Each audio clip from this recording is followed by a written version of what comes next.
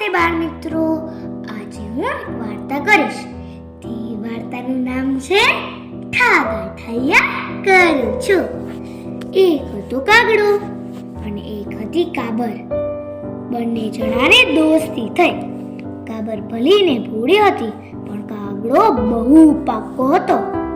કાબરે કાગડાને કહ્યું, કાગડાભાઈ, ચાલો ને આપણે ખેતર ખેડીએ. દાણા સારા થાય તો આખું વરસ ચણવા જવું ન પડે અને નિરાંતથી ખાઈએ. કાગડો કહે, બહુ સારું, ચાલો. પછી કાબર અને કાગડો પોતાની ચાંચ જોતી ખેતર ખેડવા લાગ્યા. થોડી વાર થઈ ત્યાં કાગડાની ચાંચ ભાંગી, એટલે કાગડો લુહારને ત્યાં ઘડાવવા ગયો.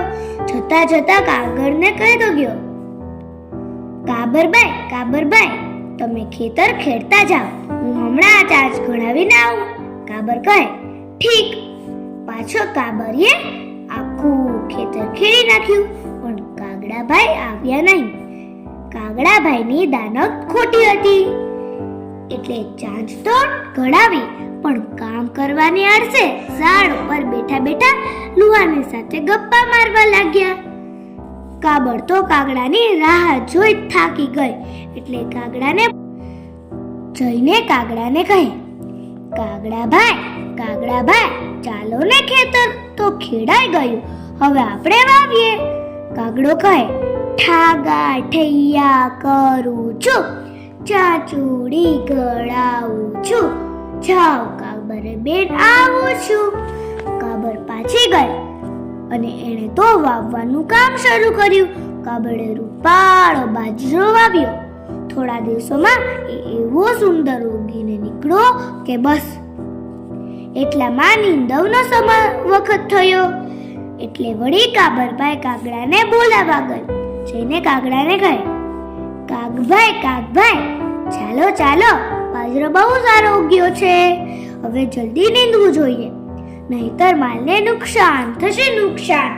આળસુ કાગડાએ કહ્યું, ઠાગા ઠૈયા કરું છું, ચાચુડી ગળાવું છું, જાઓ કાબર બેન આવું છું.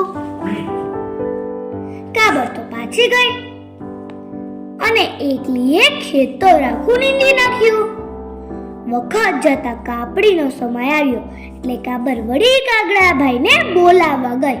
જઈને કાગડાને કહે, કાગડાભાઈ, હવે તો ચાલો, આપણી કાપડીનો વખત થયો, મોડું કાપશું તો નુકસાન થશે. લુચ્ચા કાગડાએ કહ્યું, ઠાગા ઠૈયા કરું છું, ચાચુડી ગળાવું છું, જાઓ કાબર બેન આવું છું. કાબરબાઈ તો નિરાશ થઈ પાછી ગઈ અને કિચાઈને એકલીએ આખા ખેતરની કાપડી કરી નાખી.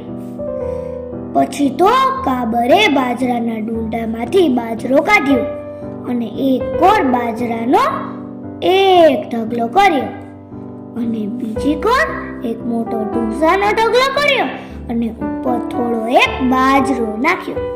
પછી તો કાગડાને બોલાવા ગઈ.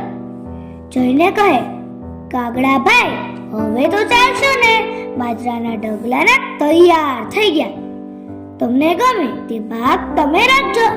વગર મહેનતને બાજરાનો ભાગ મળશે એ જાણી કાગડા તો ફૂલાઈ. તેણે કાબરને કહ્યું, ચાલો બહેન, તૈયાર જ છું, હવે ચાંચ બરાબર થઈ ગઈ છે. કાબર મનમાં બોલી, ઉટી દાનતના ફળ હવે બરાબર ચાખશો કાગડાભાઈ. પછી કાગડો અને કાબર ખેતરે આવ્યા. કાબર કહે, ભાઈ, તમને ગમે તે ઢગલો તમારો. પછી કાગડાભાઈ તો મોટો ઢગલો લેવાના માટે ઢૂસાવાળા ઢગલા ઉપર જઈને બેઠા.